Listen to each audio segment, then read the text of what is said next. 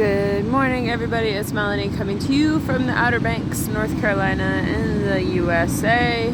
I hope everybody, wherever you're watching from, is hanging on tight with all the crazy swirling that we're doing around the perpetual toilet bowl of life. That was a pretty shitty analogy. Life's way cooler than a toilet bowl because I'm sitting next to it and it's pretty fucking awesome. I wanted to cover two topics today, and you might think that they don't go together, but they do. So the first topic is why I and my family do not swim in chlorinated pools or any body of water that other people have swam in where it's a very small body of water filled with chemicals, pool chemicals. We don't swim in pools. We don't swim in indoor pools. We don't swim in outdoor pools. We definitely do not do hot tubs. Why? You live in a really hot place and it's so much fun to go swimming in a pool. Oh yeah, I totally understand that and I get that, and we lived that life and we enjoyed swimming in pools for a very long period of time in our life. However, I decided that I needed to go back to nursing when Chris and I separated, and I went into hospice.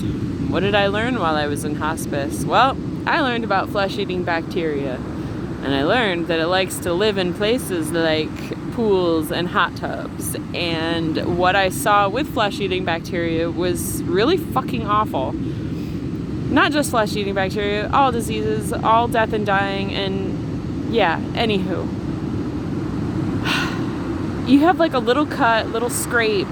That water sitting in that pool has been sitting in there since that pool was put in. Like, people don't drain their pools. My sister, I remember in the 90s, would drain her pool every year, and maybe she didn't even do that. Maybe it's the only time she was moving. I don't know. But like, you're swimming where a ton of other people swam, and I'm telling you what, a filter doesn't catch it all. A filter doesn't do it all, and the chemicals just cover it up. And the oozing and the things that I saw, the cottage cheese that I saw come out of people, guys. Cottage cheese! They had cottage cheese in places you're not supposed to have anything.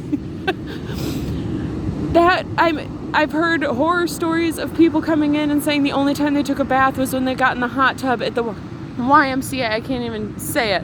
The hot tub at the YMCA, where they allowed the jets to clean their tushy off because they weren't able to physically wrap around and wipe their own tushy. This shit happens, guys. Hence why I don't go in a pool. And so my husband tried to coax me in after this hospice adventure that I had, and it's not an adventure, and I'm so sorry for anybody that's going through hospice. It's a journey. That's a better word. Journey. He tried to convince me to try outdoor pools and outdoor water parks because the sun was going to expose the UV light, and then everything would be killed and it would be okay. I went down that vertical water slide and I had water go into my hoodly-hoo, and that, if it happens to me, it happens to everybody. And then I realized it was going in my mouth, and I was like, all done. I didn't ride any more rides that day, and I have not been back in a pool, or I did one hot tub and it screamed at me to get out, and I did. And I'm telling you what, guys, I just can't do it. And so that was a really strange story as to why, but I ended up in tears the other day over this because my daughter's getting ready to go on a Florida vacation with another family, and they didn't understand how deeply traumatized I have been from what I have seen in the medical industry. And I guess with a few shed tears at the dinner table, because I'm telling you what, guys, like, I'm fucking traumatized from that stuff.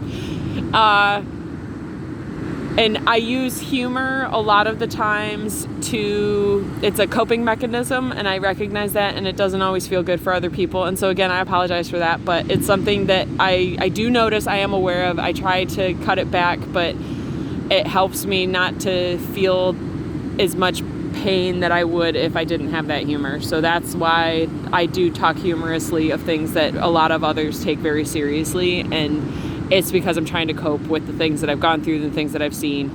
And so yeah, that was a nice disclaimer. I guess the folks are friends.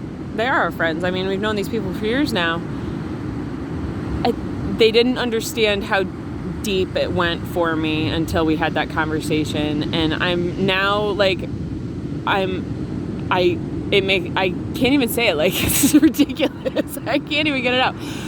I'm allowing my daughter to go on this trip, and they want her to go in the pool, and they bought pool tickets to a water park, and I'm like, I cried at the table, and I said everything that I'm telling to you guys as to why.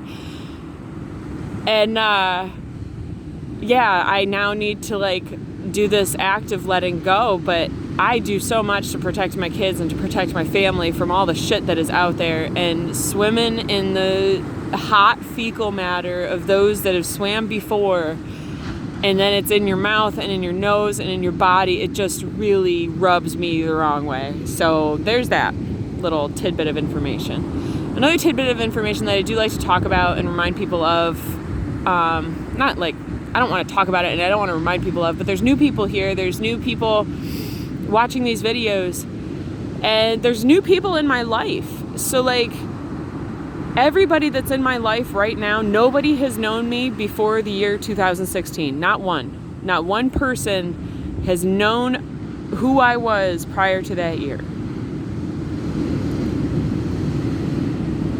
I worked as a nurse, regular hours, overtime hours, while also being pregnant and breastfeeding 3 children for 4.5 years. Night shift. I worked my ass off, guys. I worked overtime when I needed to so that we could afford things, because Chris stayed home, because daycare, we all know how expensive that shit is. When I went to nursing school, I worked 3 jobs and took care of a farm and took care of my own horse. I am not lazy. I know there are a lot of people out in our community of the Outer Banks who might see me as lazy and this like privileged stay-at-home mom. Let me tell you what. There's nothing lazy about homeschooling, fueling our bodies with a plant-based diet, getting exercise, surfing, taking care of our horse, and taking care of these horses that my girls want to take care of because they just want to care for things. You may think that I sit around and do nothing in my spare time. I don't do art anymore. I'm lucky if I play 20 minutes of music anymore. I spend 20 minutes making video here and there for you guys, so you guys should feel lucky.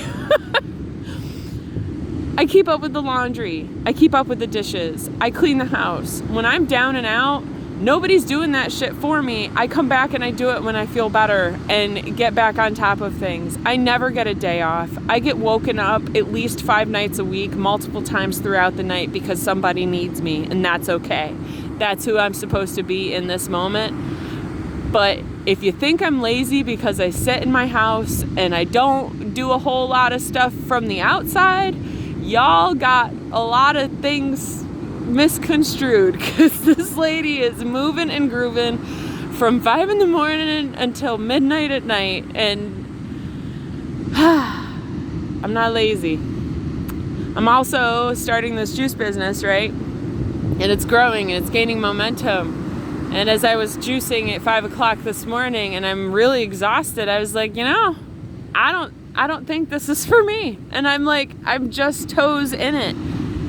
But I can't do this alone. And I can't pile on more on my life than I already have and expect to have any type of enjoyment left. I just really have gotten to this place where I just want to be here now. I just want to watch the waves. I want to go to the beach every day. I want to enjoy Mother Nature, and I want to garden and watch my kids grow up and have a fantastic life. Because you know what? I have put in the work to deserve that. I've helped deliver thousands of babies when I could have been home caring for my own. I've helped hold the hands of folks that were passing on and transitioning to another life when I could have been holding the hands of my own family. And I've been missing most holidays because I was working instead of being home with my family. And so from the outside, it may appear that I am lazy, but I'm actually just enjoying my life and really loving every part of it, even the good, yes, definitely, and even the bad. because it all teaches us lessons and it all shows us things that we need to see and helps us grow and evolve and change on this planet that we call home. This is my friend. He's taking a walk. He's living his best life. That's what we all should be doing, right? Taking a walk. Oh, no, he's just going to watch the world go by now.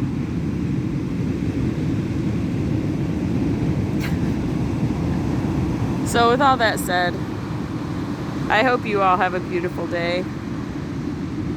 I hope that you find joy where you can and find gratitude and all the lessons where you're struggling to find that joy.